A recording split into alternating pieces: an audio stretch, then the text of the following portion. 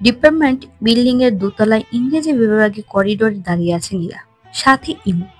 ইমু আর নীরা স্কুল জীবন থেকে best friend. Jatrabari থেকে আসে সে, আর নীরা মালিবাগ থেকে। আজকাল খুব নিয়ম করে ভার্সিটিতে আসে নীরা। বাসায় মন বসে না, কেমন হাহাকার লাগে। ইমু তখন থেকে খেয়াল করছে নীরার আচরণ। আসার পর থেকে মুখটা ভার করে রেখেছে মেয়েটা। ওর মন খারাপ থাকলে সব বিপদ ঝড় ঝাপটা ইমুর উপর দিয়ে যায়। নীরার মেজাজ সম্পর্কে স্পষ্ট আইডিয়া থাকা সত্ত্বেও মেয়েটা বান্ধবীর উদ্বিগ্নতার কারণ জানতে কৌতূহল দমিয়ে রাখতে পারল না আর। মনটা খুঁতখুত করছে। আকস্মিক পেঁচিয়ে ঝরিয়ে ধরল নীরাকে সে। নীরা অপ্রস্তুত হলেও ছাড়লো না ওকে। ইমু কাঁধে মাথা ঠেকায়, আহ্লাদ করে বলে, ডার্লিং, কি হয়েছে রে তোর? আমি যে এতক্ষণ ধরে একা একাই বকবক করে যাচ্ছি, তুই শুনেছিস কিছু? মনোযোগ কোথায় তোর বাবু? এক ধ্যানে ক্যাম্পাসের কৃষ্ণচূড়া গাছটার দিকে চেয়েছিল নীরা। সম্বিত ফিরে ইমুর ডাকে। ডাকলো না সে, বরং জোরপূর্বক হাসার চেষ্টা করে কণ্ঠ খাদে নামিয়ে প্রসঙ্গ পাল্টিয়ে বলে, প্রায় অনেকক্ষণ ধরে গাছটার নিচে বিনা বাক্যে বসে রইল ওরা। ইমু ভ্রু মুখ বাঁকা করে চেয়ে আছে। মনে মনে চরম বিরক্ত সে। এত নীরবতা হজম যাচ্ছে না আর। শোক সভা বানিয়ে রেখেছে পরিবেশটাকে মেয়েটা। হয়েছেটা কি ওর? এই, আমাকে কি তোর জ্যোতিষী মনে হয়? নীরা বিভ্রান্ত হয়ে চাইল। খামোকা জ্যোতিষী মনে হতে যাবে কেন? তোর মুখটা নিউটনের তৃতীয় সূত্রের মতো করে রেখেছিস কেন? বোম মারলেও তো মনে হয় আজ আর কথা বের হবে না। মুখে না বললে মনের দুঃখ বুঝবো কি করে? অলৌকিক ক্ষমতা আমার নাই। নীরা হতাশ শ্বাস ফেলে কপালে হাত ঠেকিয়ে চাইল ওর পানে। চেহারায় বিরক্তির ভাব ইমুর। নীরা খেয়াল করলো ইমুর তার আচরণ একেবারেই নাবিল ভাইয়ের মতো। একদমই শান্ত থাকতে পারে না মেয়েটা। সারাক্ষণ প্রাণ চঞ্চল ভাব। হাসবে, লাফাবে, যা ইচ্ছে করবে। সবচেয়ে বেশি যেটা মিল, দুজনেই বলির পাঠা নীরা। নীরাকে জ্বালাতে না পারলে এদের জীবন চলবেই না, ঠায় দাঁড়িয়ে থাকবে। সবচেয়ে বড় কথা হচ্ছে হিমু নীরার ব্যক্তিত্বে একেবারেই বিপরীত একটা মানুষ। নীরার কাছে এলে মনে হয় মেয়েটার ছটফটে ভাবটা আরো বাড়ে। এমন একটা উল্টো বিশিষ্টের মেয়ে কি করে 7-8 বছর ধরে নীরার মতো চুপচাপ স্বভাবের মেয়ের সাথে অনায়াসে কাটিয়ে দিচ্ছে, সেটাই ভাবনার বিষয়। এই 8 বছর ইমু আর কোনো নতুন বন্ধু বানিয়ে নিজের জন্য। ব্যাপারটা আশ্চর্যের। আরো আশ্চর্য এই যে নীরাও চলে না ওই রেডিও মেশিনকে ছাড়া। কোনো এক অদ্ভুত কারণে ভীষণ টান লাগে এই মেয়েটার জন্য। নীরা চেয়ে থাকা ধরন কেবল ইমু চোখ টিপে হাসে। ভাবের সাথে চুল পেছনে উড়িয়ে বলে, আর দমে থাকা গেল না, শব্দ করে হেসে ফেললো নীরা। হাসলো ইমু।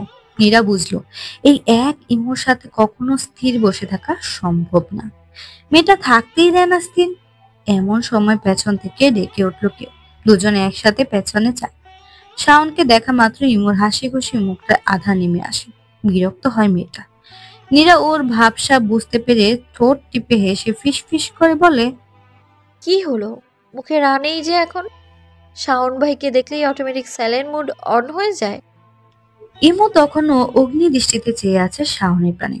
শাওনের ভাবভঙ্গি দেখে মনে হচ্ছে ইমুর বিরক্তি মাখা মুখটা দেখার জন্য এসেছে সেখানে, এবং উপভোগও করছে খুব।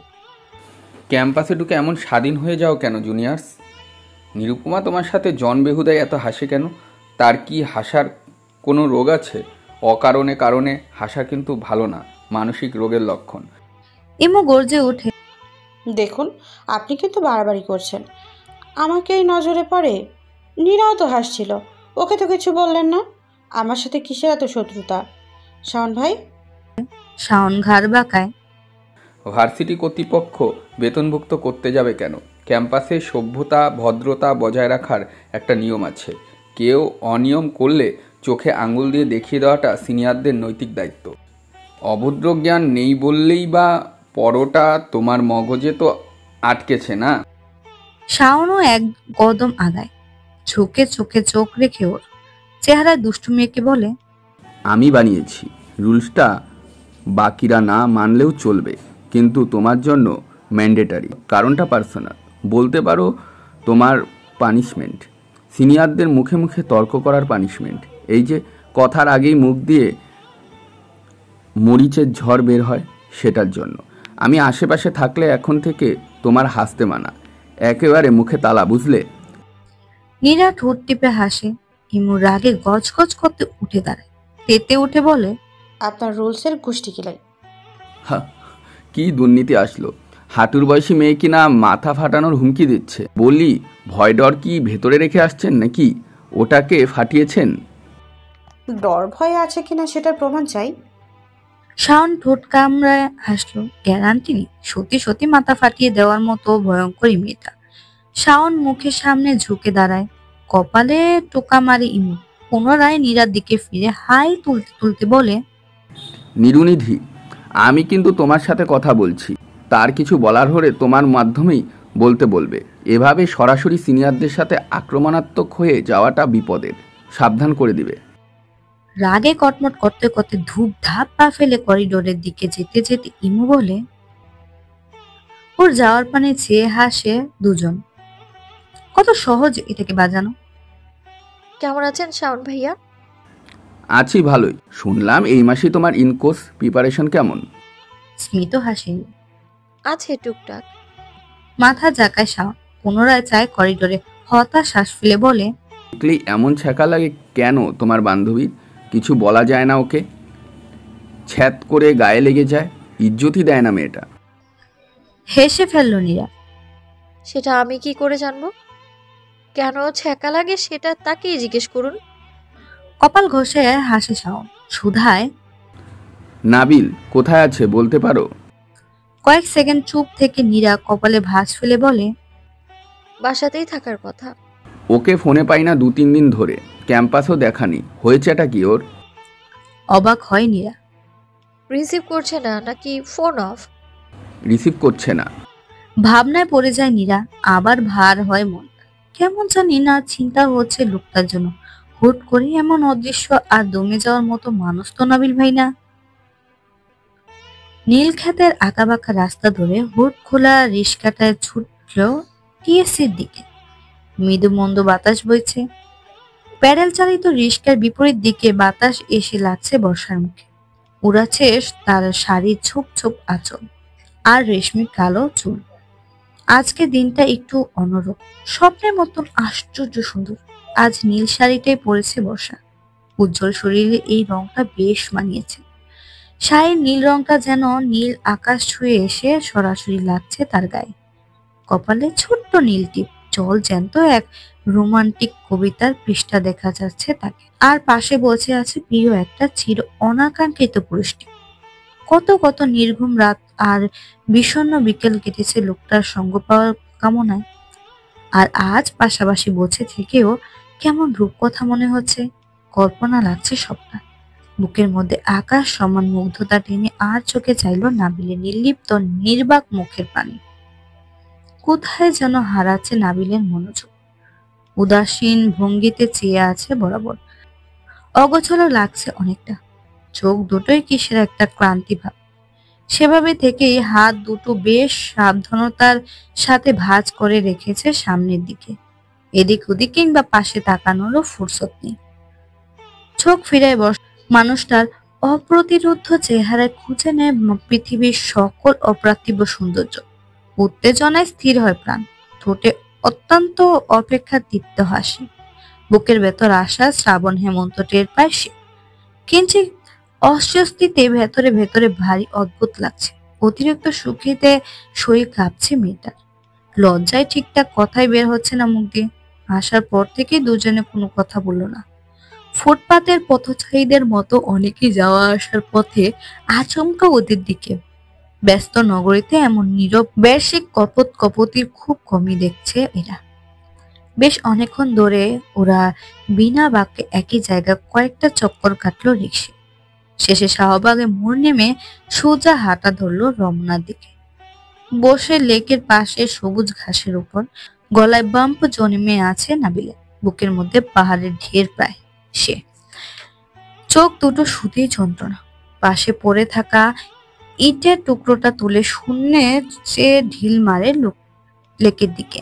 ভারী কিছু শরীরে লাগতেই লাফিয়ে ওঠে লেকের সেই অংশের প্রাণী। সেভাবে যেই সুদায় সে শাড়ি আমার জন্য পরেছ? মাথা উপর নিচ করে বসা। নাবিল না চেয়ে উত্তরটুকু দেখে নেয়, গলা ঝেড়ে গ্লান হেসে বলে, সুন্দর লাগছে। অতি নগণ্য অথচ ভারী আনন্দের প্রশংসা। লাজুক দৃষ্টিতে চায় বর্ষা। নাবিলের শুভ্র শান্ত মুখটার আমাবস্যা দেখতে পায় কিঞ্চিত। কেঁপে ওঠে বর্ষার মন। আপনি কি কোনো কিছু নিয়ে চিন্তিত? আর চোখে যায় নাবিল, হাসে উদাসীন হয়ে। চেহারা দেখে মনে হচ্ছে নাকি? কেমন একটা লাগছে, রাতে ঘুম হয়নি? জবাব না দিয়ে অন্যদিকে চেয়ে চোখ মুছে সে প্রসঙ্গ পাল্টে বলে, চলো হাঁটি। গাছের ছায়ায় ছায়া উদ্দেশ্যহীন হাঁটছে ওরা। মুখে রা নেই অথচ কত কথা জমে পিরামিড হয়ে আছে বুকটা। পাশাপাশি দাঁড়ায় ওরা। নাবিল এদিক ওদিক চেয়ে প্রবল অস্বস্তি নিয়ে বলে, আজ সারাদিন আমার সাথে কাটাতে পারো বর্ষা। সন্ধ্যায়ও থাকবো কিছুক্ষণ এখানে। ঘুরে ফিরে আজকের রাতটা আমাদের বাসায় থাকো, সকালে দিয়ে আসবো চান্দিনায়। প্রত্যুত্তর করে না বর্ষা, কেবল এদিক ওদিক চেয়ে লুকিয়ে তৃপ্ত হয়ে সে মনে মনে বলে, আমি তো আজীবনের জন্য থেকে যেতে চাই নাবিল ভাই।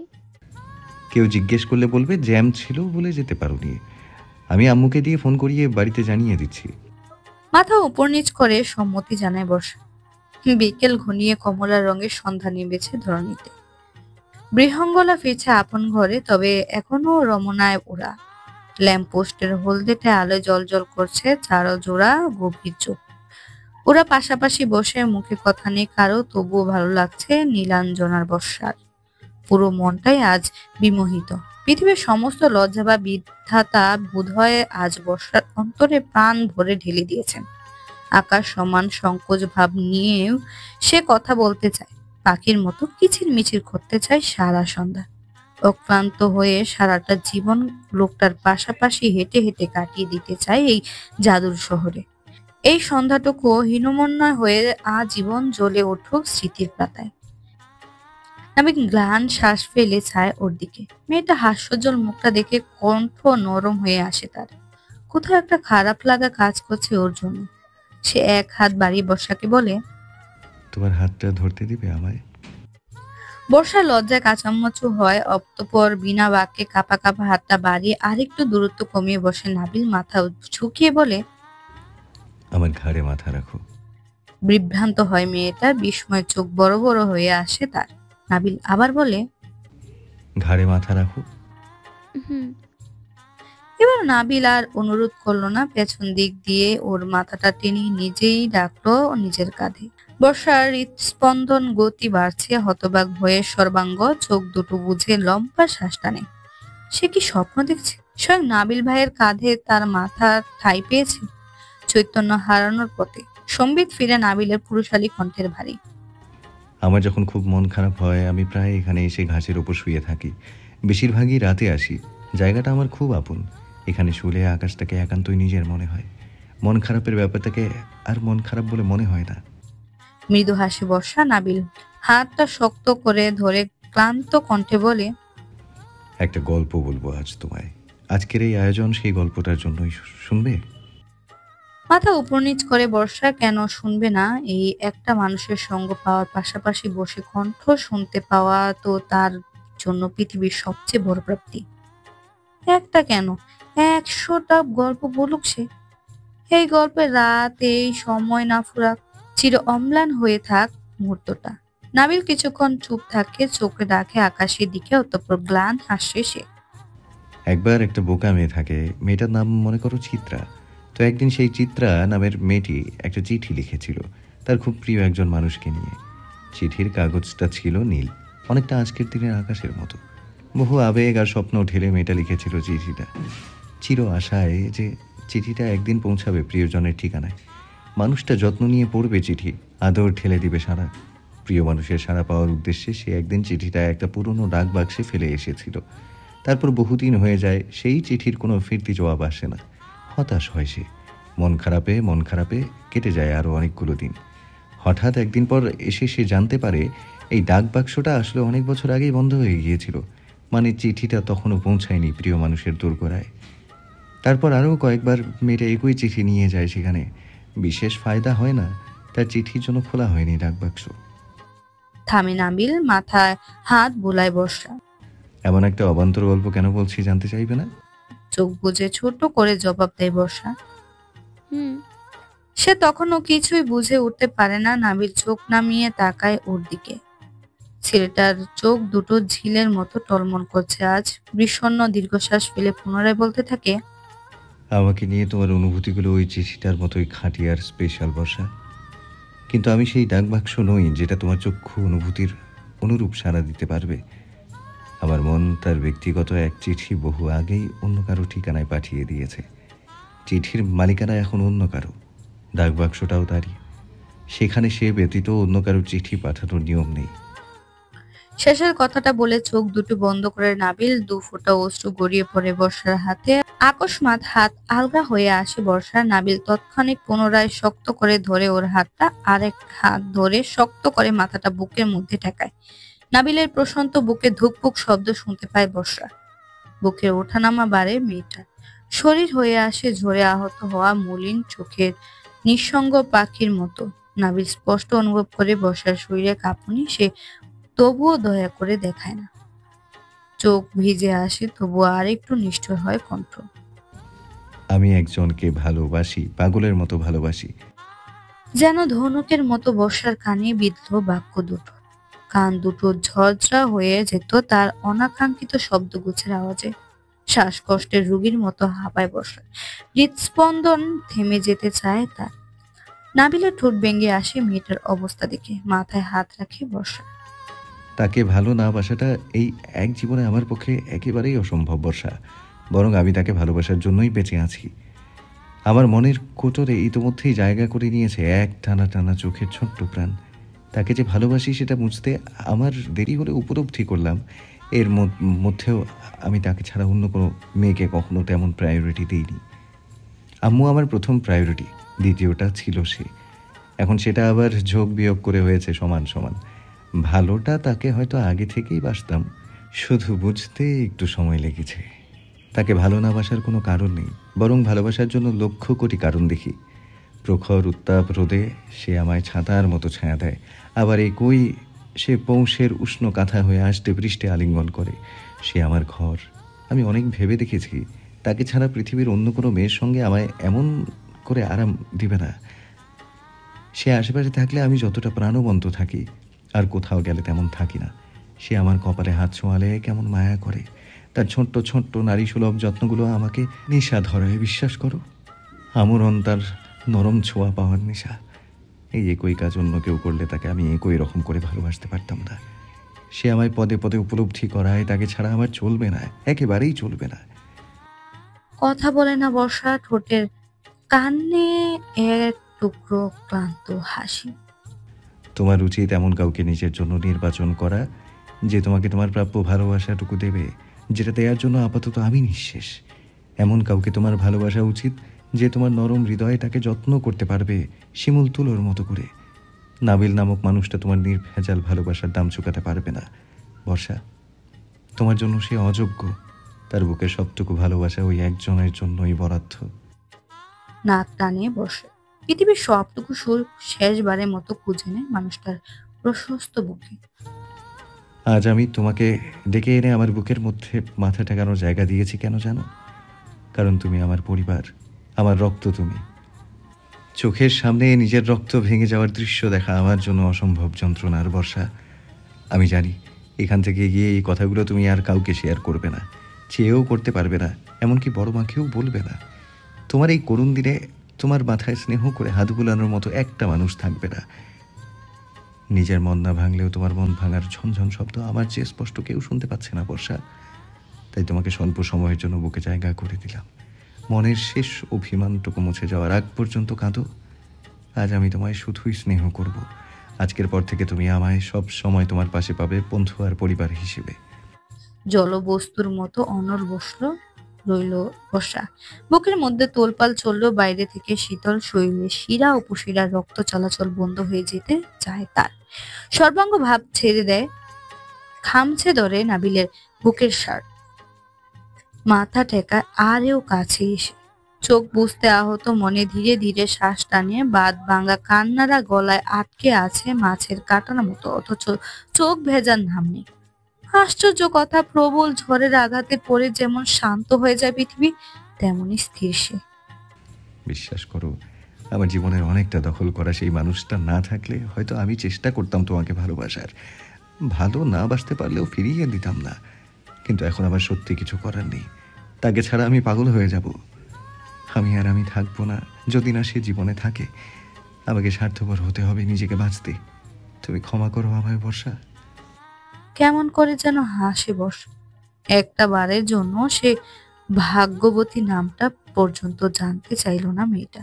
কেবল ভাঙ্গা গলায় শেষবারের মতো আবদার করে, আমি শুয়ে থাকি আপনার বুকের মধ্যে আর কিছুক্ষণ থাকবো, না করবেন না প্লিজ। মেয়েটার চোখের পানিতে নাবিলের বাদামি রঙের শার্টটা ভিজে একাকার। কি অতৃপ্ত অবুঝ বায়না তার, নিঃশব্দে নির্লিপ্তে অশ্রু ঝরাচ্ছে সে। এই প্রথমবার বুকটা বড্ড ভারী লাগছে নাবিলের। একদিনের অনুশোচনা জমে বুকের মধ্যে সুউচ্চ হিমালয় আর কালবৈশাখী ঝড় টের পায় সে।